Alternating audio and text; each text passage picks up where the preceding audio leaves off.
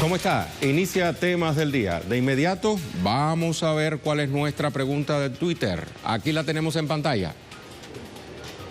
No está suspendida, sino en pausa la ley Pulpín en Perú.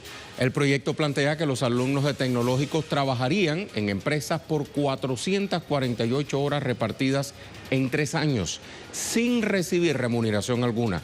O sea, como capacitación. Le pregunto, ¿es o no es ley de esclavitud juvenil? De eso y más le hablamos en temas del día.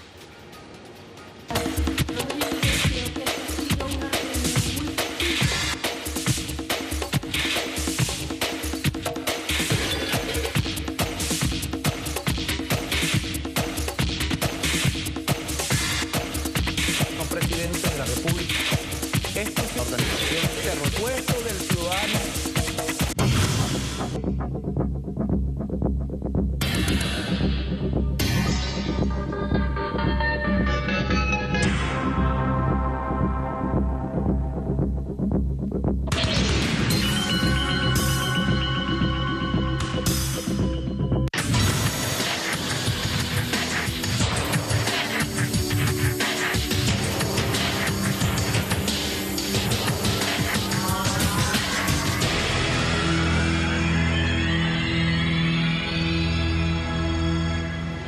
Ya lo vio, nuestro primer tema nos va a remitir a Venezuela. La presidenta del Consejo Nacional Electoral, Tibisay Lucena, junto a la presidenta de la Asamblea Nacional Constituyente, Delcy Rodríguez, ofrecieron información actualizada sobre los comicios presidenciales del próximo 22 de abril.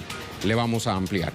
Ambas funcionarias aseguraron que casi el 100% de los partidos del país presentaron sus recaudos para postularse a los comicios. Sobre la fecha de las elecciones para renovar la Asamblea Nacional, los consejos legislativos estadales y los consejos municipales, Tibisay Lucena dijo lo siguiente.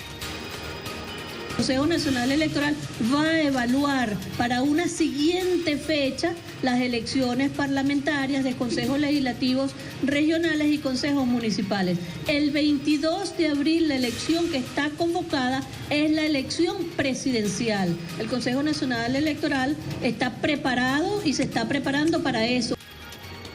La presidenta del Consejo Nacional Electoral agregó que fueron invitadas diversas organizaciones internacionales para formar parte de la misión de acompañamiento electoral de estos comicios presidenciales. Comenzamos, apenas acabamos de enviar la misiva al secretario general, como dije en su momento, fue entregada por el embajador Samuel Moncada. También entregamos la misiva para una misión de acompañamiento electoral por parte del CARICOM, pero asimismo también hemos enviado comunicación a la Unión Africana y a la CEAO, de manera tal que puedan conformar también misiones de acompañamiento electoral. Laura Prada nos va a contar más desde Caracas. Te saludo, Laura. Además de la presidenta del Poder Electoral, ofreció declaraciones en esta rueda de prensa la presidenta de la Asamblea Nacional Constituyente, Delcy Rodríguez. Cuéntanos, ¿qué dijo en este contexto? Hola, Rey. Sí, efectivamente, Delcy Rodríguez, la presidenta de la Asamblea Nacional Constituyente, enfatizaba en que estas elecciones presidenciales y así como la realización de las elecciones presidenciales y las elecciones parlamentarias son parte de las solicitudes hechas por parte de la oposición en la mesa de diálogo en República Dominicana. También se refirió al tema de las declaraciones del encargado de negocios desde Estados Unidos aquí en Venezuela y que ella decía que este señor debía cumplir con la Carta de Viena y que en su momento se evaluarían las acciones correspondientes a tener en cuenta. Ella también llamó a que el pueblo participe en esta fiesta electoral y por supuesto que los venezolanos defiendan sus diferencias, terminen con las diferencias en las urnas, que al final es lo que importa. Respecto a las fechas, al cronograma electoral, tanto Delcy Rodríguez como Tibisay Lucena dijeron que las organizaciones políticas que participan, que se presentan, recuerden las fechas pautadas en el cronograma electoral, Rey. Muchísimas gracias, Laura, por toda esta información. Hasta la próxima. Laura Prada, nuestra corresponsal en Caracas. Y de Venezuela también le contamos que las autoridades desarticularon un plan de secuestro al ex ministro de Economía, Nelson Merentes. La acción fue promovida por miembros del partido opositor Voluntad Popular para financiar, dicen, actos terroristas. Los dos detenidos fueron miembros de la mencionada organización política y capturados en el norte de Caracas por su presunta participación en el intento de secuestro contra el que es también expresidente del Banco Central de Venezuela. El jefe del Servicio Bolivariano de Inteligencia Nacional, Gustavo González López, explicó que la frustración del acto terrorista fue posible tras varias investigaciones. Todo esto en función de obtener recursos para financiar inminentes actos de terrorismo que no solo afectarían la estructura del gobierno, sino la población. Lamentablemente, estos actos terroristas no son nuevos en nuestro país. Todos y todas hemos vivido los acontecimientos criminales del 2014 reeditados en 2017, con pérdidas de vida y destrucción de bienes públicos y privados. Lo novedoso aquí es el cambio de fuentes de financiamiento de la actividad terrorista que incluye la comisión de delitos previstos tanto en el Código Penal como en las leyes, como la que sanciona a la delincuencia organizada y al terrorismo. Es decir, estamos viendo en esta nueva escalada delictiva con la utilización de un delito común, que es el secuestro como forma de financiamiento al terrorismo. Recuerde, Voluntad Popular, partido al que pertenece Leopoldo López y el prófugo de la justicia, Freddy Guevara. Vamos a seguir hablando de Venezuela, pero fuera de fronteras. Avanza la gira de la Dignidad Sur-Sur, que impulsa el canciller Jorge Arreaza por África. Vamos a ampliarle.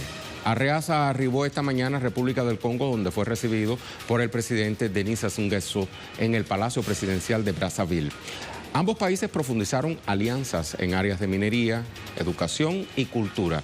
El jefe de la diplomacia venezolana visitó además la República Democrática del Congo y se reunió con su presidente Joseph Kabila, quien le ratificó su apoyo a la nación bolivariana. Momento entonces de cerrar este primer bloque y pasar nuevamente a nuestra pregunta del día, para que usted la recuerde y participe.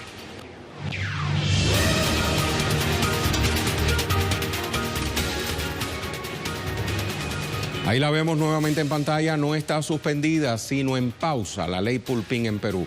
El proyecto plantea que los alumnos de tecnológicos trabajarían en empresas por 448 horas repartidas en 3 años sin recibir remuneración alguna como capacitación. ¿Es o no es una ley de esclavitud juvenil? Responda, denos su parecer. Mientras le cuento que nuestra imagen del día nos va a llevar hasta la India, específicamente en la playa de Rushkulia, donde tortugas marinas depositan sus huevos y vuelven al mar. Ahí es donde nace esta bella imagen que nos regaló la madre naturaleza.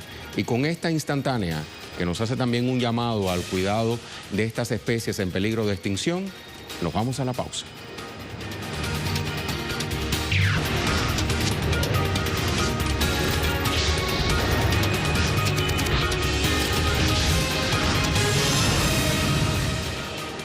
El presidente estadounidense Donald Trump reiteró su intención de armar a los maestros y entrenarlos en prácticas de tiro como medida para frenar la ola de tiroteos mortales en escuelas de ese país tras el ocurrido el pasado 14 de febrero en Parkland, Florida. De esta harto cuestionada medida y sus numerosas repercusiones vamos a seguir hablando en temas del día. Durante la conferencia de acción política conservadora, Trump defendió nuevamente su propuesta de armar a maestros. Además, pidió que los compradores de armas pasen por controles de antecedentes más estrictos. Por su parte, el gobernador del estado de Florida, Rick Scott, anunció un plan para combatir el problema de los tiroteos escolares, que incluye aumentar de 18 a 21 años la edad mínima para comprar armas de fuego y desplegar un oficial armado en cada una de las escuelas públicas del estado, donde, recordemos, el pasado 14 de febrero se registró ese tiroteo del cual le hablaba más arriba, en un centro educativo que dejó un saldo de al menos 17 muertos. Los docentes no tardan en reaccionar. Randi Weingarten, presidenta de la Federación Estadounidense de Maestros, aseguró que armar a los docentes no resolvería el problema de los tiroteos masivos, sino que solo generaría, abro comillas, una falsa sensación de seguridad que aporte más armas de fuego a escuelas, lo cual podría empeorar esta situación. Es una idea terrible y francamente causará peores problemas. Enviará una falsa sensación de seguridad y traerá más armas a las escuelas en lugar de menos. Padres, niños y maestros quieren que las escuelas sean santuarios seguros para el aprendizaje y la enseñanza. No quieren que las escuelas sean fortalezas armadas y los maestros no quieren que los niños los vean como un objeto de miedo. A Washington, D.C. nos vamos, a nuestra corresponsalía con Alina Duarte. Alina, ¿cómo estás? Bueno, vemos cómo estas ideas del presidente Trump prácticamente están expandiéndose como pólvora entre sus funcionarios. Veíamos entonces la propuesta del gobernador de Florida, Rick Scott. ¿Qué otras reacciones se han escuchado durante estas últimas horas? Hola, ¿qué tal, Rey? Así es, como lo comentas, son varias las reacciones y es que este tema ha transitado desde la primera demanda de los estudiantes de decir una regulación a la aportación y adquisición de armas a una respuesta de un presidente que dice armémonos más. Y esta reacción también la tuvo el mismísimo vicepresidente de la Asociación Nacional de Rifles, Wayne LaPierre, quien insistió y dio esta frase que ha causado y que se ha repetido en todos los medios de comunicación, que es: para detener un hombre malo con un arma se necesita un hombre bueno con un arma. Esto es básicamente la esencia de la Asociación Nacional del Rifle, cuestionada también por dar tanto dinero a funcionarios y al mismísimo presidente Donald Trump durante su campaña, que no es un dato menor.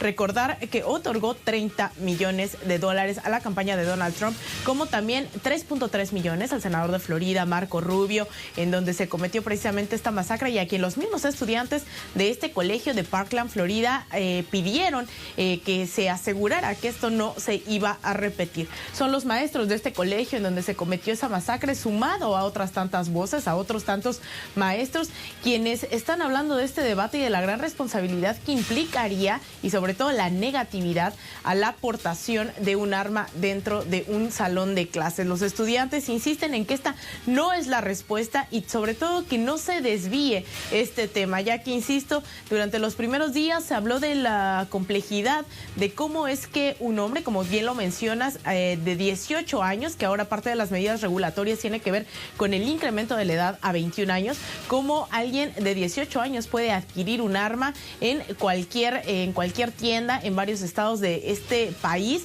ya que está muy poco regulado y esta demanda ha transitado y la respuesta del gobierno, lo cual hoy está de manera contundente, está en debate en todos los medios de comunicación y sobre todo también en las redes sociales, que ha sido un instrumento fundamental de los estudiantes y de los profesores, cómo es que Donald Trump ha respondido a más armamento. Esto es solo una de las cuestiones que durante a una semana de esta masacre sigue tocando todavía fibras sensibles en este país, Rey.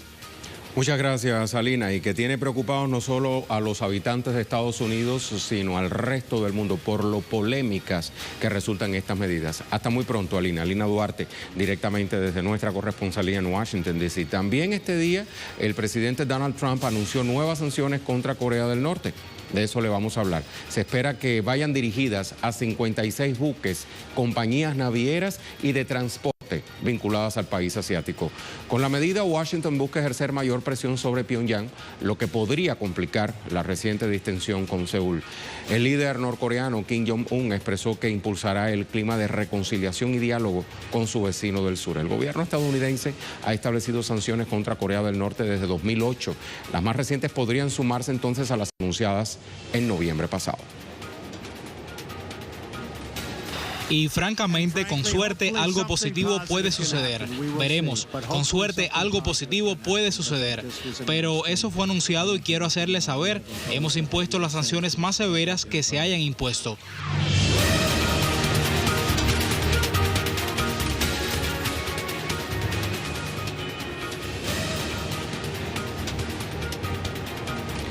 Le hablamos entonces de otros temas que también son noticias este viernes. Revisamos las cuentas Twitter de nuestros corresponsales. Vice Montagut dice: la Audiencia Nacional deja en libertad provisional al ex jefe de los Mossos de Escuadra, Josep Luis Trapero, después de interrogarle por un supuesto delito de sedición.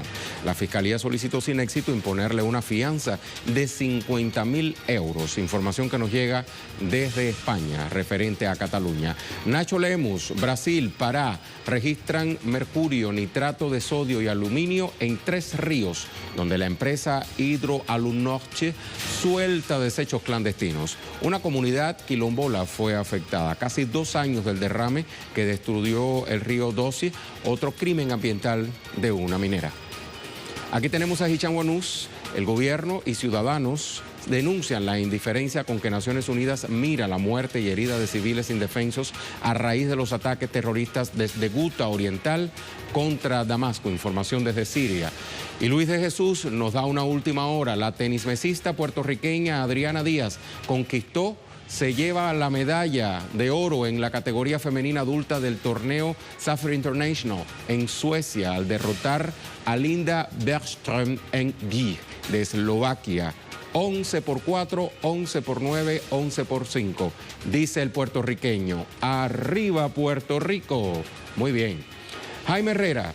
Perú, congresistas plantean modificaciones a la ley de esclavitud juvenil. Un motivo más para que los colectivos salgan a la calle esta tarde en jornada de protesta. Vamos a escuchar a Jaime. La denominada en las calles ley de esclavitud juvenil no está aún cerrada, pues pese a que algunos congresistas han retirado sus firmas de su exoneración de una segunda votación, esto está todavía para el debate y lo que han dicho algunos congresistas, como por ejemplo el representante del Partido Aprista, de Alianza para el Progreso y el propio fujimorismo, es que se trata de una ley perfectible, que puede tener algunos cambios y que podría ser mejor entendida. ¿Cuáles son esos cambios? Eso no ha sido aclarado y es por ello que muchos movimientos sindicales, juveniles, populares han manifestado su preocupación y es por ello que con mayor razón ratifican que esta tarde estarán en las calles movilizándose en contra de todo tipo de precarización laboral. También rechazan que la promotora de esta ley, la congresista fujimorista Rosa Bartra, haya llamado a quienes se oponen a la norma de terroristas.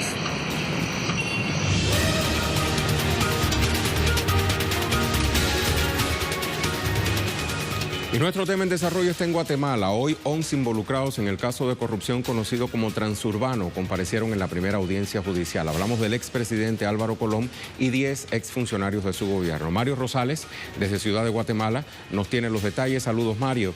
Adelante. Hola, ¿qué tal? Un saludo a toda la audiencia de Telesur. Bueno, han suspendido esta audiencia de primera declaración del expresidente Álvaro Colom y 10 de sus exministros. El Ministerio Público ya ha imputado al exmandatario los delitos de fraude y peculado y también al grupo de exfuncionarios los mismos delitos, fraude y peculado.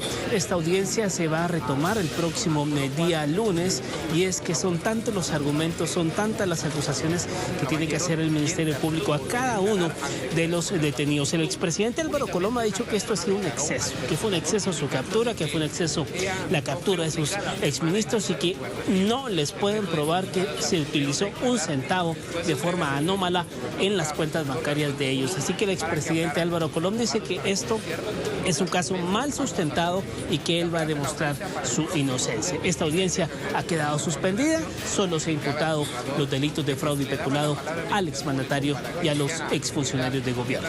Volvemos con ustedes a Caracas, Venezuela. Gracias, Mario. Ya lo sabes, suspendida la audiencia. ¿Hay algo más allí? Lo vamos a investigar en las próximas jornadas. Por el momento le propongo recordar nuestra pregunta a Twitter y algunas respuestas.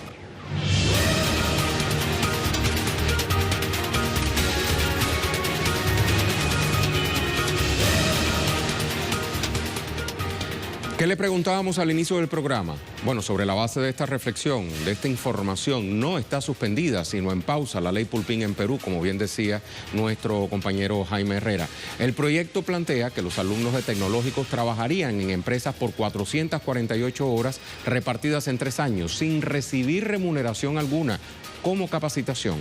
¿Es o no es una ley de esclavitud juvenil? Vamos a ver las respuestas. Por ejemplo, que nos dice José Manuel Barroso: el capitalismo salvaje se las ingenia para esclavizar al ser humano. En este caso de la ley Pulpín, que se plantea aplicar en Perú, sin ambajes, es una ley de esclavitud juvenil. Así tratan a su pueblo como una mercancía y en este caso a su futuro como son los jóvenes. Veremos. Vamos a ver qué nos responde Ariel Anglada. esclavitud, con todas sus vocales y consonantes. Mientras la empresa genera ganancias máximas y evita contratos reales, los que tendrán que costear el transporte, alimentación y manutención serán los mismos jóvenes y sus familiares. Le quieren sacar beneficios hasta la experiencia que se obtiene del trabajo. Acá Luis José Mejía nos dice, PPK y sus aliados en el Congreso definitivamente defendiendo solo los intereses del sector empresarial y dejando a un lado al pueblo, en este caso a los jóvenes. Iván Ortiz, espero que el presidente Maduro pueda venir a la cumbre de Lima a cantarle sus verdades a estos políticos peruanos de pacotilla. Iván sigue diciendo, por supuesto que sí, es el neoliberalismo desatado. ¿Y estos quieren dar lecciones a Venezuela? No tienen vergüenza. Por último, el propio Luis de Jesús nos responde, lo es sin duda, es la esclavitud del siglo XXI, la servidumbre del sistema neoliberal y la opresión de la mano de obra del capitalismo rapaz. Increíble que sigamos viendo este tipo de cosas en nuestra América Latina. El oprimido convertido en opresor. Tal cual. Muchísimas gracias por sus respuestas a nuestro programa. Lo vamos a dejar con el video web del día, producciones audiovisuales que puede conseguir compiladas en la cuenta en Facebook de Telesur. Hoy le mostramos a un médico en Italia que ha pasado los últimos 10 años de su vida atendiendo a residentes en las colinas de Piamonte. La particularidad es que a sus 63 años las visitas las hace como, bueno, pues ahí está, a caballo, como dice una canción cubana, a caballo vamos pa'l monte. Muchas gracias.